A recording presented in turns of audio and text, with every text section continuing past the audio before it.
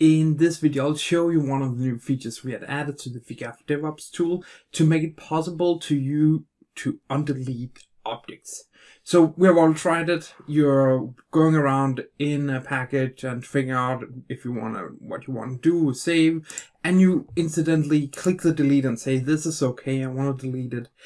And then you see the deleted package was crap, the one you did not want to be deleted, or the iflow, and you're kind of screwed.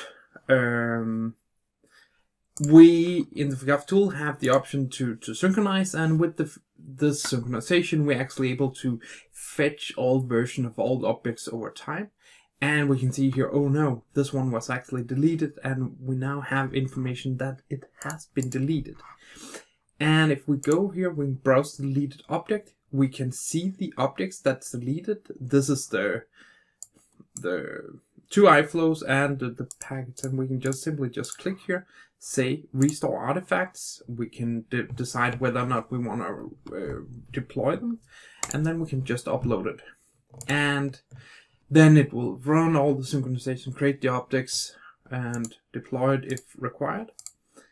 And now it will then document we have created these things and we have undeleted it, and this should be good. And if we go back to the iflow, restart this or refresh, we can now see our demo delete is back, and we have all our objects in, and this was really simple.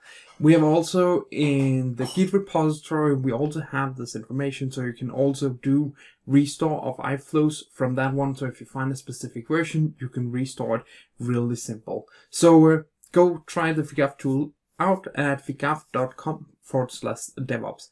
Thank you.